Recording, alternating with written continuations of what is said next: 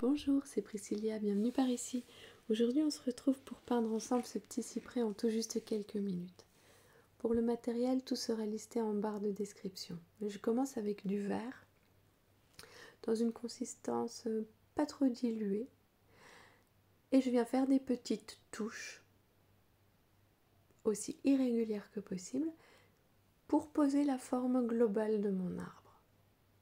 Ensuite je viens avec du jaune, poser des lumières, et affiner la forme, mettre un petit peu de détail. On est toujours dans le mouillé, on n'attend pas que ça sèche. Ensuite, je viens prendre du bleu outre-mer et je viens poser les ombres.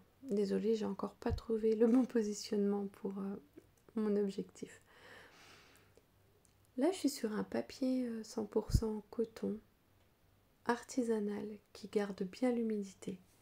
C'est un vrai plaisir. Il faudra être assez rapide si on part sur de la cellulose.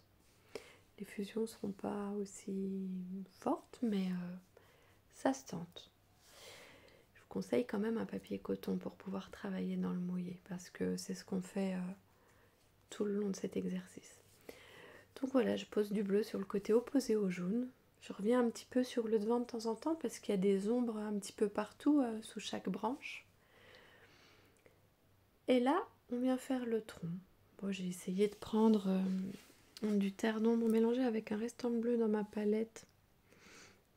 Ne vous embêtez pas à faire ça, parce que les couleurs vont fusionner et le brun va se perdre dans l'affaire. Je viens poser l'herbe du coup avec du vert, un petit peu de jaune aussi pour mettre de la lumière.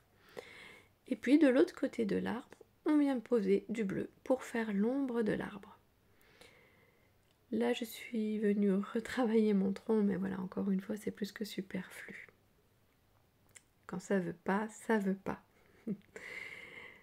Là, j'ai voulu venir remettre du bleu parce que ça avait beaucoup fusionné. Alors, je ne sais pas ce qui s'est passé au niveau de l'écran, mais mon histoire, elle n'est pas si jaune que ça. Hein. C'est vraiment l'appareil photo qui fait ça, mais je vous assure que c'est vert au final. Donc je suis venue remettre du bleu encore moins dilué parce que ça s'était trop perdu. Je voulais garder un joli contraste. C'est comme ça qu'on a la lumière, en jouant entre les valeurs les plus claires et les plus foncées. C'est le contraste qui crée la luminosité de ce qu'on fait. Donc voilà, j'amène mes pigments vers l'extérieur du sapin et je viens remettre un petit peu d'ombre. Et voilà, le résultat, vous voyez, c'est pas si jaune que ça. Merci beaucoup de m'avoir suivi jusqu'ici. N'hésitez pas à me faire des suggestions en commentaire, à me mettre un petit pouce en l'air si ça vous a plu. Et moi, je vous dis à bientôt pour une prochaine vidéo.